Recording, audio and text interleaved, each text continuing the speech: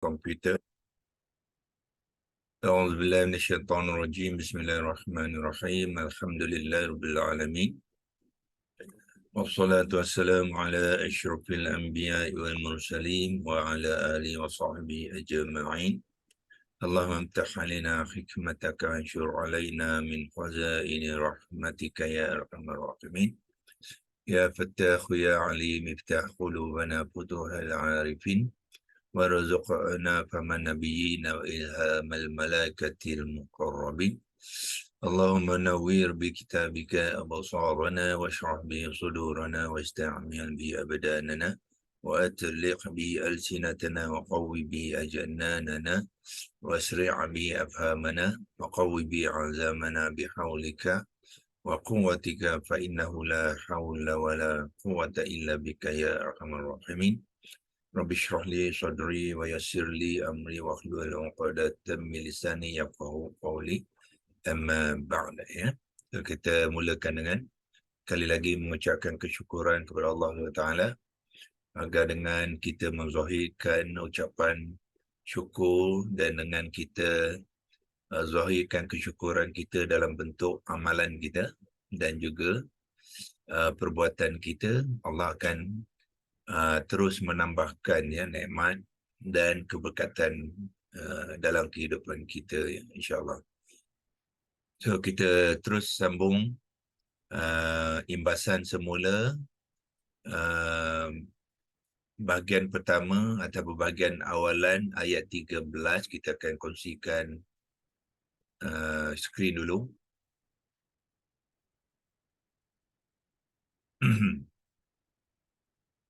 So di paparan skrin sekarang ni ialah ayat 13 surah Al-Baqarah, bermula dengan wa idza qila lahum aminu kama amanan nas. So semalam kita telah pun sampai ke kalimah aminu dan kita sepatutnya sudah pun mengenal. Kalau kita lihat daripada kalimah ni, kalau kita tekan di sini, kita akan dapati ada 3 huruf akar diberikan di bawah ni, alif mim nun, ya. Alif mim nun.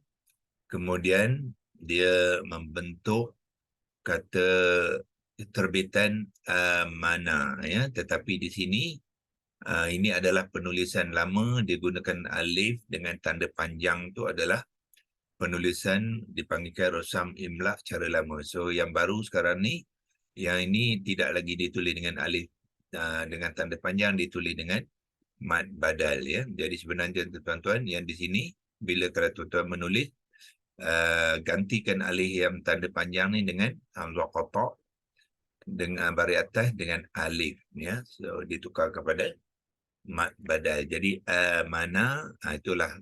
So daripada mana kata terbitan ni, kemudian ditambahkan waw alif ziyadah ni untuk membentuk kalimah minun, ya. Sebab kata terbitan default dia asalnya adalah pelaku yang singular, yang mufrad, ya. Tetapi di dalam ayat dia pelaku dia ramai. Jadi tambahkan mana tadi dengan waw alif ziyadah. So bila ditambahkan mana dengan waw alif ziyadah, nun yang pada asalnya berbaris fathah akan bertukar kepada dhammah, sebab dia kena raikan waw ni berfungsi sebagai waw mad. So bila waw mad, huruf sebelumnya mesti mengambil baris hadapan, tidak boleh lagi baris atas. So kena tukarkan dia kepada baris dhammah. Jadilah minu, ya. Jadi minu. Aminu ni adalah dalam bentuk kata kerja amar, iaitu arahan untuk mereka ni, wa aliziyadah mereka ni yang fa'il itu disuruhkan supaya beriman, ya. Mana ni, kalau mana kata terbitan tu dalam bentuk fi'il madhi, ya, daripada mana. Kemudian kalau nak membentuk fi'il amar, dia jadi amin. Amin. Jadi nun tu sebenarnya disukunkan, ya, daripada Sebenarnya pembentukan tu bukan daripada kata terbitan ni. Dia adalah daripada kata dasar amina. So amina membentuk kata terbitan min dulu. Min, iaitu amin dengan nun yang tanda sukun, tak ada waw alif ziyadah. Kemudian barulah ditambahkan waw alif ziyadah. Jadi nun yang sukun tu ditukarkan kepada nun yang dhammah sebab dia adalah kata kerja amar, mana menyuruh. Wa iza qila lahum aminu, bermakna apabila dikatakan kepada mereka, kalau kita tekan di sini dia akan tunjukkan ayat tu di sinilah. Wa iza qila lahum aminu kama amanan nasu, ya. Dia tak nampak keseluruhan yang di sini, ya. Biasanya kita nampak keseluruhan, tak apalah. Okey, jadi kita sekarang ni melihat kama adalah seperti apa. Ka tu adalah harfun jar, ma tu adalah isim, kita panggilkan isim mausul. So bila ada harfun jar dengan isim, so isim ni semestinya mengambil i'rab yang majrur, ya. Jadi pertalian kama ni dipanggilkan jar wa majrur. Kemudian bila ada ma, adalah cerita dia ataupun adalah sambungannya. So sambungan tu dipanggilkan silah. Ya, silah dia apa dia? Amanan nasu. So amanan nasu ni adalah sambungan.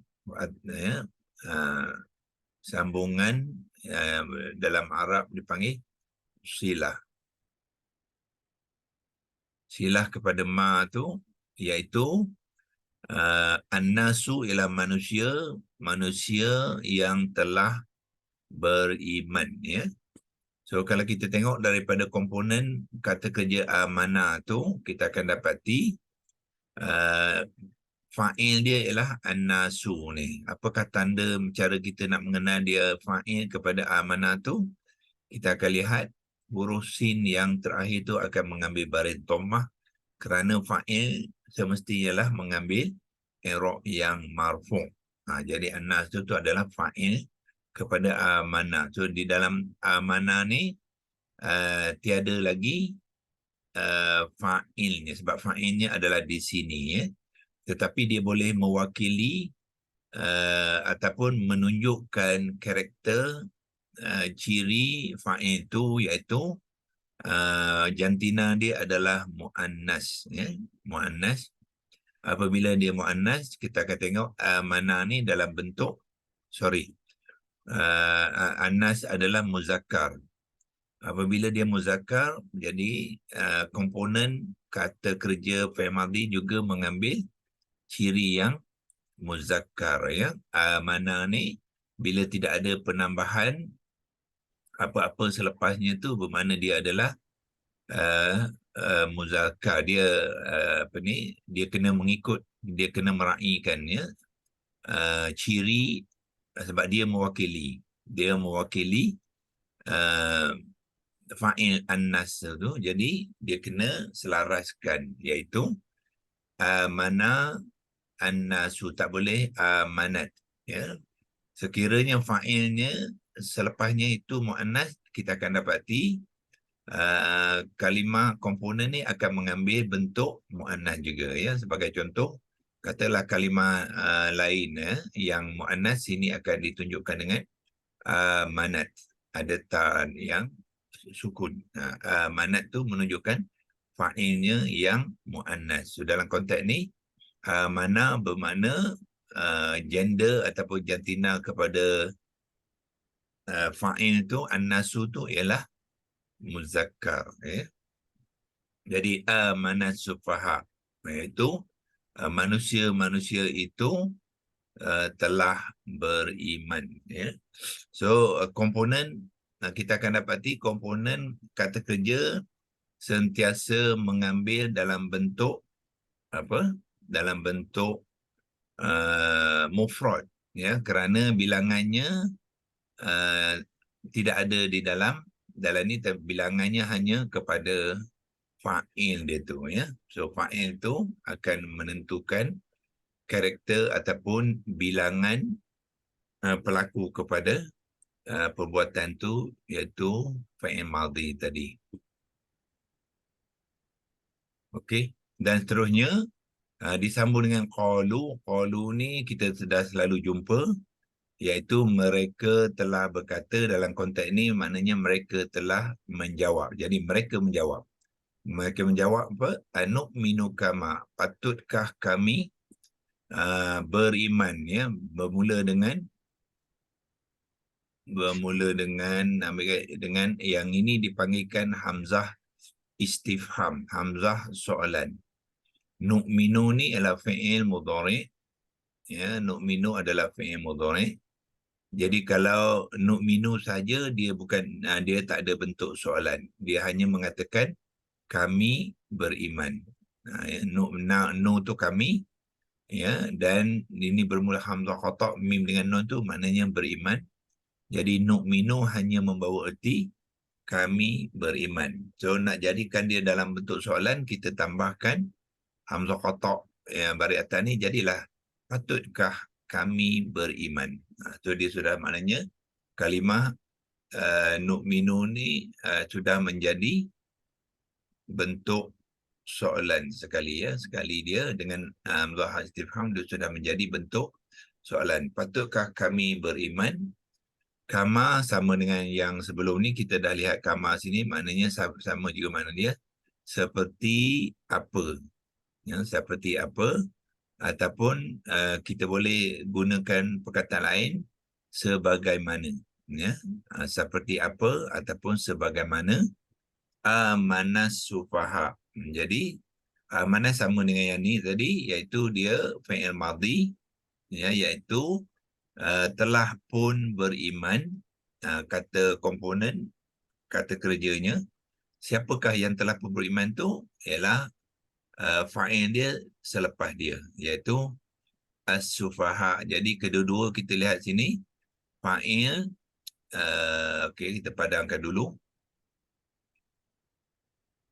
Ya, dalam konteks ini kedua-dua fa'il tadi, fa'il kepada amanah ni ialah an-nasu, dan sini fa'il kepada amanah di sini ialah as-sufaha. So kita lihat fa'il ni dia berasingan.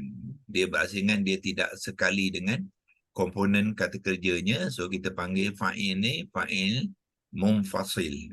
Fa'il yang berada selepas komponen kata kerja tu secara berasingan, ya. Itulah cara-cara kalimah-kalimah akan disusun di dalam ayat-ayat Al-Quran. Ada fa'il yang sekali dengan komponen kata kerja, ada fa'il yang berasingan, ya.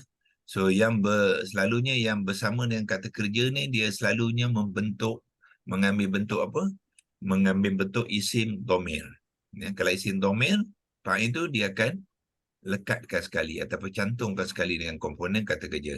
Tetapi kalau fa'il itu bukannya dalam bentuk isim dhamir, so dia akan dinyatakan dalam bentuk yang berasingan daripada kata kerja tadi, ya. So yang ni nasu berasingan, as-sufaha pun berasingan daripada mana, ya? Jadi bila kita sudah mengenali, so kita boleh menterjemahkan keseluruhan tu daripada sini. Wa iza qi, dan ketika qila dikatakan, yang dalam bentuk majhul, lahum kepada mereka, ya. So kalau yang terbaiknya qila ni buat sekali lah, qila lahu, apabila dan ketika dikatakan kepada mereka, aminu dalam bentuk fi'il amar, berimanlah kamu semua. Berimanlah kamu semua. Manakah kamu semua tu? Waw ziyadah ni. Ya, sebab kata kerja perintah ataupun suruhan mesti kepada orang kedua. Ya, kamu saja, bukannya mereka ataupun kami, ya. Kepada orang kedua saja, iaitu kamu. Jadi kalau dia ada waw ziyadah, maknanya jamak, jadi kamu semua. Ya. Berimanlah kamu semua kama amanan nasu, kita boleh bacakan sekali sebab dia terbabit dengan silah tadi. Jadi kita kena bacakan sekali. Sebagaimana berimannya manusia itu, ya. Sebagaimana berimannya manusia itu kalau kita nak ikut susunan kalimah, ya. Kalau ayat biasa kita kata sebagaimana manusia itu, subjek tu dulu, fa'il tu telah beriman, ya. Sebab dia boleh diterbalikkan. Kalau kita nak ikut susunan, kita akan bunyikan dia sebagaimana berimannya ataupun telah berimannya manusia itu, alif lam ta'rifah tu menunjukkan itu, sebab kita boleh kenal pasti, ya, siapa yang dimasukkan dalam dengan an-nasu ni, ya. Okey, dan seterusnya sambungan qalu. Okey, qalu ni apa dia? Qalu ni bermulanya jawab syarat. Jadi yang sebelum tu ialah yang ni kita panggilkan ayat syartun, ya, daripada bermula dengan wa iza qila lahum aminu kama tu ialah ayat syarat, ya. Dengan adanya iza ni berperanan sebagai harfun syartun, ya. Dia membina kalimah ayat syarat. Jadilah yang pertama ni adalah ayat syarat, kemudian diikuti dengan ayat jawab syarat, ya. So apakah ayat jawab syarat ni? Ialah bermula dengan qalu. Kalau kita nak tunjukkan keseluruhannya ialah qalu bermula sini, semula amanat sufaha, sampailah sufaha ni, iaitu dipanggilkan jawab syarat dia, ya.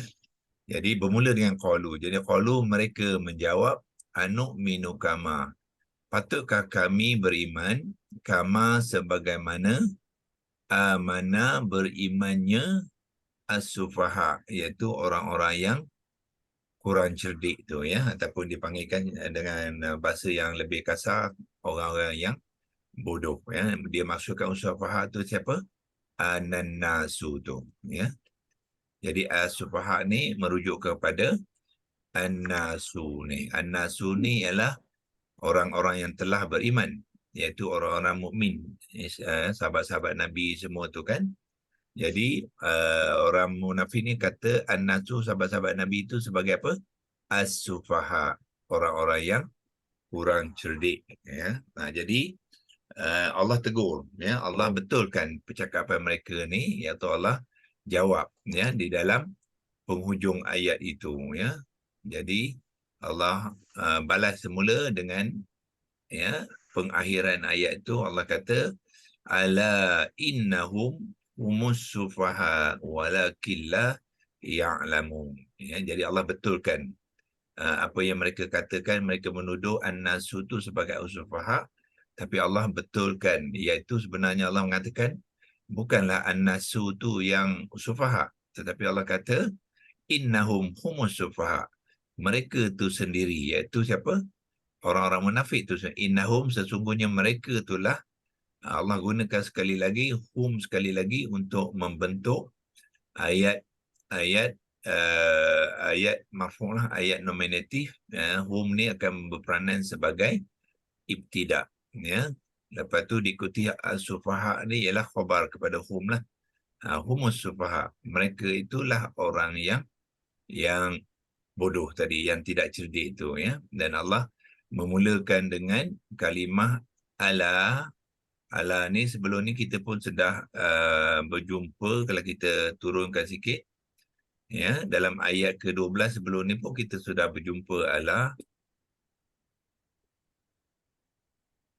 Kotakkan dia yang sini, ya.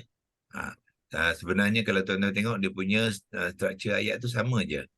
Ala innahum humul mufsidun walakin la yash'urun. Sini pun sama. Ala innahum humus sufaha walakin la ya'lamun. Jadi Allah jawab dia, iaitu kata ingatlah, ingatlah yang sebenarnya, innahum, sesungguhnya, hum. Ya, hum tu merujuk kepada home sini, ya. Home tu samalah, home sini dengan home sini lah adalah orang yang samalah. Jadi mereka tu, mereka itulah yang sebenarnya. So ala ni apa dia? Ala ni kita panggilkan harfun tanbih, ya. Dalam bahasa Arab dia panggil tanbih, tanun ba ya ha, tanbihun, ya. Tanbihun tu maknanya harfun yang digunakan untuk menarik perhatian, ya, sesiapa yang disampaikan ayat ni.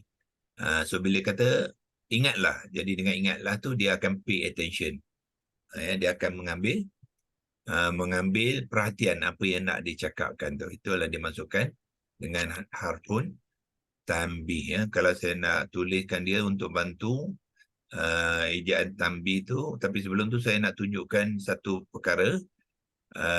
Ada juga yang menerangkannya sebagai harfun ibtida', ya. Ibtida'. So saya clearkan ini dulu. So saya bawa tuan-tuan kepada korpus Quran.com, ya. Tengok maklumat yang dikongsikan dengan kita tentang ala. Ini tuan-tuan, sekarang ni kita berada di Qurancorpus.com, di atas ni, Qurancorpus.com tu, ya. Yang ni. So kita pergi kepada kalimah ala tu, so tuan akan dapati di sini dia mengatakan, ni dalam bahasa Inggeris dia INC. Dia punya indikator dia INC. INC tu apa dia? Dipanggil inceptive particle. Inceptive particle maksud dia harfun ibtida', ya. Kalau kita tekan di sini, so apa, akan dapat dia punya penerangan pada ala tu. Dia gunakan harfun ibtida', ya. Dalam rujukan-rujukan lain, dia menggunakan ala ni sebagai harfun tanbih, ya. So di sini ibtida', dan kita juga dapat maklumat dia tanbih. So cara menerangkannya, jadi kita gunakan lesi logos ni untuk menerangkannya ala tadi.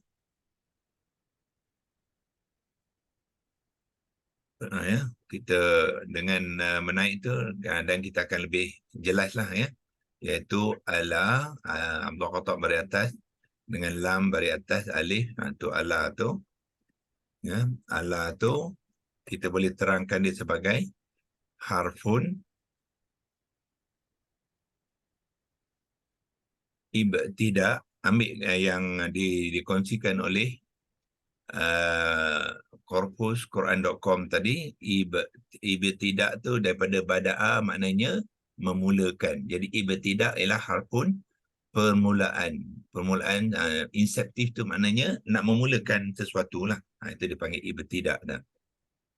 Ibtida', ambil alif yang tanda panjang dengan hamzah di hujung. Itulah dipanggilkan hamzah. Dan pada masa sama dia juga harfun mengambil perhatian. Jadi kita boleh masukkan wow, ya.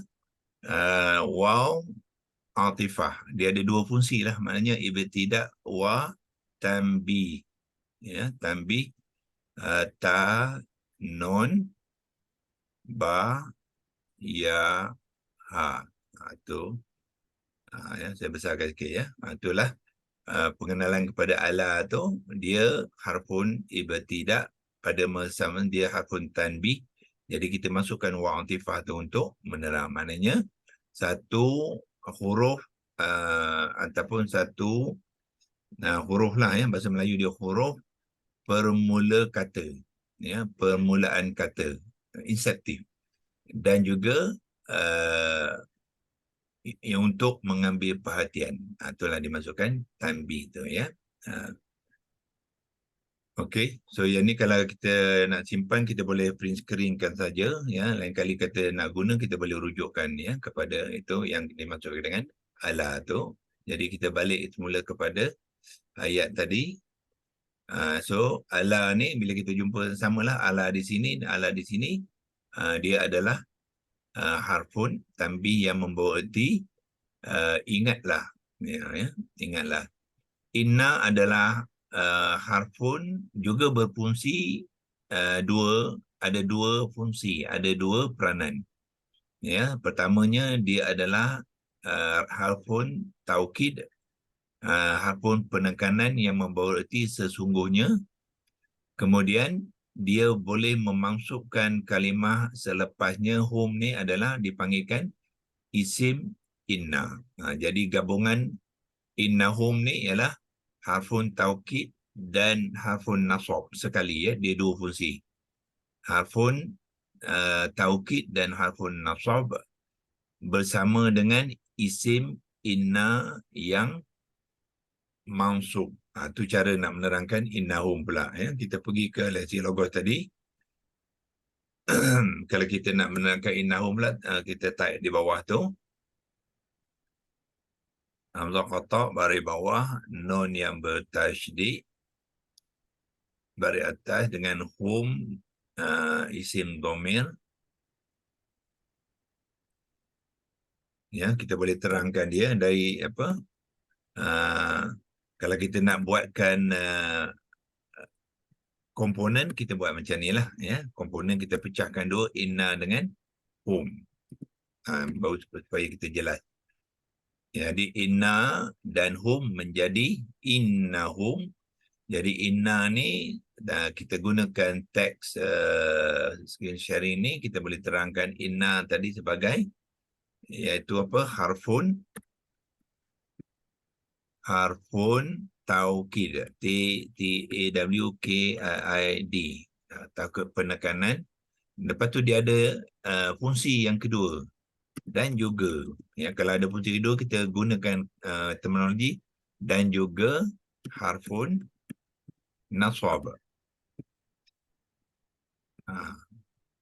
Nasab itu dia inna, ya.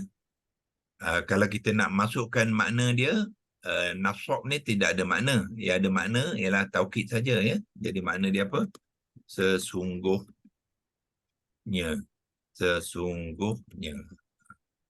Itu makna pada inna. Nasab tu hanya fungsi saja, dia tidak ada makna. Dia akan memasukkan hum selepasnya, ya. Jadi hum selepasnya tu kita boleh juga catik. Kita boleh juga catikkan gunakan teks yang sama je. Hum, so kita letak belah kiri sikit. Hum ialah isim, kita sudah kenal isim dia, isim dhamir lah, ya. Kalau nak lebih penerangannya, di isim jemir apa tu? Ghaibun, orang ketiga. Ghaibun, majmu'. Sebab dia jamak tu kita panggil dia majmu', M-A-J-M-U. Okey, majmu'. Kemudian jantina dia muzakkar, ya. Muzakkar kita letakkan sebelum majmu' lah, ya, muzakkar. Muzakkar, majmu'. Okey. Lepas tu sekarang ni dialah yang dimansubkan oleh inna tadi. Jadi kita letakkan dia punya i'rab dia yang mansub. Itu penerangan kepada pada hum pula yang kedua tu, ya. Dan kita bantukan dengan ni kita boleh panjangkan sikit lah. Okey. Doktor, tambahkan kama tu sikit untuk penerangan kama tadi. Oh, kamar nanti, ya. Okey, nanti kita siapkan ni dulu, ya. Okey, yang ni kita letakkan arrow dia lah sekali, ya. Arrow mana dia, arrow? Arrow ambil warna hijau. Yang ni penerangan untuk hum. Ini penerangan untuk inna. So ada dua komponen tu yang membentuk kalimah innahum, ya. So ini belum kita kena letaklah makna dia sekali, ya. Hum tu tadi ialah makna dia apa? Mereka. So bila kita kata mereka tu kita mesti faham dalam konteks ayat ni apa dia? Lelaki campur perempuan. Perempuan yang jamak. Ya, yang majmuk tu maknanya ya bukan tak ada tulisan kalau doktor. Majmuk tu jamak lah. Majmuk tu jamak lah. Okey okey. Okey, so kumpulan ni hum ni merujuk kepada bukan lelaki saja, ya. So bila lelaki dan perempuan pun kalimah Arab menggunakan jantina muzakkar. Ya. Doktor, maaf doktor. Ya. Home tu kita kena sebut juga isim Indomie, inna. Betul, Indomie okey ya. mutasil. Tadi Mutasil. terlepas ya. Okey. So kita masukkan juga dia isim dhamir ghaibun. Dia sebenarnya juga kita boleh bracketkan selepas dhamir kita boleh masukkan ya. Dia juga dipanggil isim inna. Okey, kita boleh masukkan situ ataupun kalau kita nak buat ayat baru boleh juga. Dia juga berperanan sebagai isim inna. Maksud isim inna tu apa? Isim kepada harfun inna tu. Itu dah maksudnya. Ya, so dia isim dhamir, jenis dia, tapi peranan dia ialah isim inna. Dan karakter dia apa? Dia adalah orang ketiga yang muzakkar dan bilangannya yang majmuk. Kemudian dia sudah mengambil i'rab yang mansub. Sebab apa? Sebab inna ni lah yang memansubkan dia. So maksud muzakkar majmuk tu apa dia? Mereka lelaki dan perempuan ya. So dalam kumpulan hum yang diceritakan dalam ayat tu, orang-orang munafik tu bukan lelaki saja ya, dia perempuan pun ada. So dia masukkan sekali dalam dan menggunakan isim dhamir yang muzakkar ya. So yang ni kita boleh simpan dalam print screen kalau kita nak buat rujukan Mutasil kemudian. tu? Isi domain mutasil kan? Okey ya. Kalau nak masuk lagi mutasil pun boleh. Ya. Muttasil. Okey, bagus ya. Kita tambah satu lagi. Sebab maklumat sebenarnya memang banyak ya. Jadi isim dhamir boleh letak muttasil sini pun boleh ataupun selepas majmuk pun boleh ya. Tapi seelok-eloknya jangan selepas i'rab. Kalau boleh i'rab tu kita nak letak last sekali cerita dia. Jadi kalau ciri dia muttasil yang tu apa? Muttasil ya. M-U-T-T-A S ni besarkan sebab dalam Jawi dia short ya. Jadi kita tahu lain kali bila S yang besar ni macam ni short lah tu Jawi dia. Itu sebab tu kita buat menulis rumi ni kita susun dia dari segi huruf yang bersesuaian ya supaya dia membantu kita mengenalnya dalam tulisan asalnya dan itu tulisan Jawi dia ya. So muttasil apa makna dia? Muttasil ni dia melekat, dia bercantum sekali dengan inna. Itu dipanggilkan muttasil. Kalau kalimah tu bercantum, kita panggil dia muttasil. Tetapi kalau dia tak bercantum, contohnya apa? Innallaha ya, inna kalimah inna lah, tapi Allah tu dia tidak bercantum. Jadi Allah tu bukannya muttasil, itu dipanggilkan munfasil. Dia berasingan. Itulah yang dia sebutkan muttasil tu. Doktor nak tanya, Ya. harfun taukid ni dia satu kumpulan kan nak tanya. Okey. Jadi macam kita kalau kita membaca Quran, kalau macam harfun taukid inna ni, kalau dia ada macam-macam, ada qad lagi. Dari segi kita nak pemahaman tu, inna ni di kategori macam mana? Kalau banding, adakah harfun yang berfungsi memansubkan isimnya dan dia akan mempunyai khabar yang marfu'. Itu kumpulan tu. So bila jumpa kumpulan-kumpulan tu ya, kita akan dapati dia ada isim yang mansub dan ada khabar yang marfu'. Nanti lepas pada ni kita akan tengoklah mana khabar. Ini baru isim saja ya, innahum ni. Tak ada khabar dia lagi. So khabarnya adalah kepada kalimah-kalimah selepas hum tu lah. Itu khabar dia. Jadi dia ada dipanggil inna dan saudara-saudara dia. Ya, saudara-saudara dia yang paling senang nak ingat ialah anna. So kalau anna pun dia berfungsi sama dengan inna. Anna tu harfun taukid dan juga harfun nasab yang memansubkan kalimah selepasnya ya. Anna, lepas tu dia adalah khabar selepas isim tu. Apa lagi? La'alla, walakinna. Semua tu sama dengan bersaudara lah dengan inna tu. Kalau tuan-tuan nak tengok itu, tuan-tuan boleh pergi kat mana? So ini kita boleh clearkan dulu. Okey, kita clearkan ni. Kita pergi, tuan-tuan pergi dekat bahagian korpus ni, dia akan banyak boleh membantu kita. Ya. Sini dalam menu belah kiri tu, pergi cari bahagian, mula cari Quranic grammar ni. Kemudian di bawah ni dia banyak lagi ya, topik-topik tu, yang tu under partikel inna ni. Bawah partikel ni ada partikel inna, tekan dari situ. Inilah cerita dia. Ini dia kawan-kawan kepada inna tu ya. Ada inna, ada anna, ada la'alla, ada lakinna, ka'anna dan laita. Ya, so kumpulan dia tu ada 6. Semua ni berfungsi sama ya. Tengok di bawah ni dia kata apa fungsi dia? Accusative particle, harfun nasab tadi ya akan mengambil fa'il, except a subject. Fa'il itu ialah dan juga predikat. Subjek itu isim dia dan predikat tu khabar dia ya.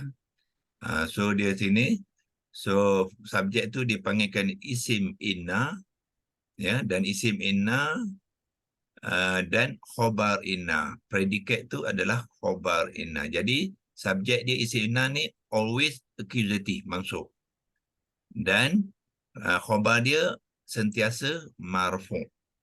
So inilah ya fungsi inna tu dan kawan-kawannya lah yang lain tu ya. Kalau jumpa ayat ini dia akan berfungsi yang sama lah nanti insya-Allah. Okey, kita berhenti dulu di sini ya. Sudah terlebih masa. Tadi Hajar Uti tu minta tolong tunjuk kamar tu, kita buatkan besok ya. Itu kamar tu adalah yang sebagaimana tu ialah sebenarnya Jawa majrur saja ya. Ka tu adalah terus, tapi dia punya pecahan dua komponen ka dengan ma lah ya. Ka tu ya, komponen dia ka dengan ma je, senang je. Kamar tu ka tu letakkan tanda campur, ka campur ma. Tu. Okey. Ma tu isim apa, Doktor? Ma tu Isim isim apa? mausul, isim mausul. Isim mausul. Ka tu harfun apa? Harfun jar. Okey. So nama dia Jawa majrur tu. Ya, sebab dia harfun jar mesti ada isim yang majrur selepas. Jadi isim mausul tu akan mengambil i'rab yang majrur. Walaupun tak ada baris bawah ya. Ingat ya, majrur tak semestinya ada baris bawah bergantung kepada kalimah-kalimah, sebab dia tulisan tu tak boleh diubah, dipanggilkan mabni lah. Ya. Okey, wabillahi taufiq wal hidayah. Wassalamualaikum warahmatullahi wabarakatuh. A'udzubillahi minasyaitonir rajim. Bismillahirrahmanirrahim. Allahumma arhamna bil Qur'an waj'alhu lana imaman wa nuran wa hudan wa rahmah. Allahumma zakkirna minhu ma nusina wa 'allimna minhu ma jahilna warzuqna tilawatahu ana al-laili wa tarafan nahar waj'alhu lana hujjatan ya rabbal alamin. Wa sallallahu ala sayyidina Muhammad wa ala alihi wa sahbihi wa baraka wa sallam. Walhamdulillahirabbil alamin. Taqabbalallahu minkum. Terima kasih Doktor. Terima kasih Doktor. Assalamualaikum. Terima kasih Doktor. Assalamualaikum. Terima kasih Doktor. Assalamualaikum. Waalaikumsalam. Terima kasih. Assalamualaikum. Assalamualaikum. Okey, insya-Allah jumpa lagi. Terima kasih Doktor. Assalamualaikum. Terima kasih Doktor. Assalamualaikum. Warahmatullahi wabarakatuh. Terima kasih Doktor. Okey, sama-sama.